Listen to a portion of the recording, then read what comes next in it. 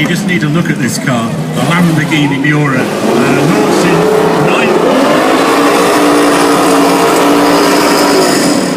I think that's called a stop throttle, but we're all right.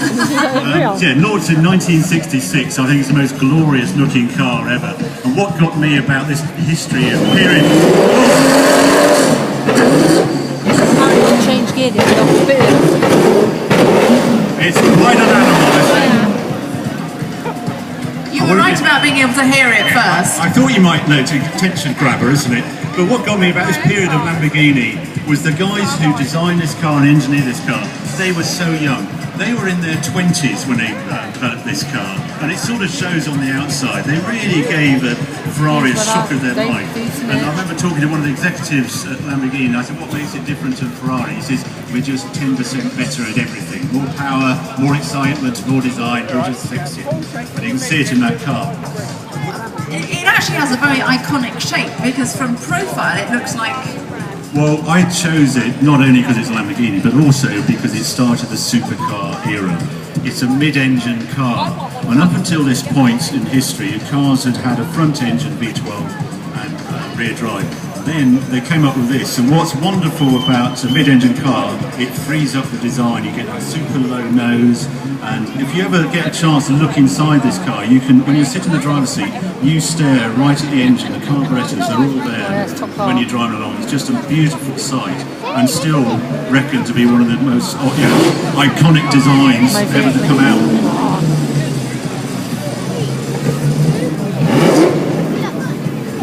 Not sure where he's off to. Yeah, we're wondering. He's determined to do a donut round here, I'm sure. Do you think that's what he's going to do? I don't know. I know what that car's worth. And, yeah, Cheshire Cars are selling this car. It's a Yota edition, this one. So they were thinking of going racing. The engineers were, but Lamborghini would never allow go racing. But they did this one car like this, and this racing spec. Absolutely beautiful.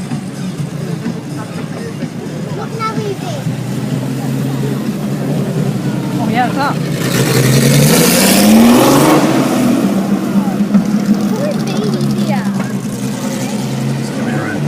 Ian, who runs Cheshire Classics, who owns this car, also has another orange Miura, which is very special because it was the Italian, if you know the film The Italian Job, he actually owns the car, the Miura, that was in The Italian Job. And I know it's for sale, and I think you have to offer over £2 million for it. Really? And so how many of these were produced? This, particularly in this spec, Yota spec, there is a handful. There's like 5 in the world that look like that. The regular Miura, there's around 450, 500 cars. Well, that is particularly lovely. Right, he's finally stopped. We know he's safe. So, what is next on our list, Harry? It looks to me like it might be a Mini. A completely different car. This is the Self-Preservation Society. Talking the Italian Job. Self-Preservation Society. Go wash your German paint your eyes too. Have your body fair, we got a lot to do. Well, you can go in your red and ride, 'cause time to hurry and ride. Get your spirits on night, get your spirits on night. No fear around your favorite thing to do. I think everybody smiles when they see a Mini, don't they? I think it's so cute. When you see it today and how big it is, it's such a tiny car. But it was an utter triumph of packaging and engineering. When they came up with it, they wanted to produce a really small family car. It still fits 4 people. And they did it by putting the engine in the front with a gearbox underneath it, side on, and they created this wonderful car, the Mini, that transformed family transport and how they're still, today, we all have these front-wheel drive cars. Well, this is the car that started that trend. The Germans had a go at doing a family car, but unfortunately they put the engine at the wrong end of the car. They put it in the back and the gearbox and got it all completely wrong. That's the Volkswagen Beetle I'm referring to. And this Mini is actually the right way to do it, with the engine in the front and front-wheel drive. Because of course, I mean, the Mini, not only has it stood the test of time from a design perspective, but it has spawned a whole generation of cars from here on. Hasn't it? And I know when BMW introduced the new Mini, they don't think he's going to drive that poor dog because he wanted to do and have that magic. And it's, you know, they have had that magic with the many, but this is the one for me, is the iconic.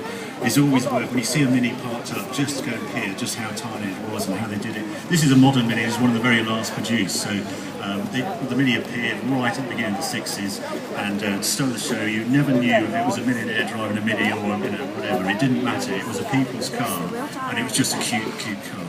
Because it had mass appeal, didn't it? It was pop stars, politicians, royalty. It was, yeah. You had no idea, and the engineering in it was so clever. This one has wind-up windows. In its day, they had slidey windows because then they could hollow out the doors so you could have some elbow room. All these sort of little neat tricks it did. But one of the downsides of having the engine in the front, used to sucks in air at the front and blows at the radiator and the wheel arch this side, is of course when it rains you get all this water all over the electronics and it stops. But they got round that little hiccup. So from the very early Minis, from the early 60s to the later ones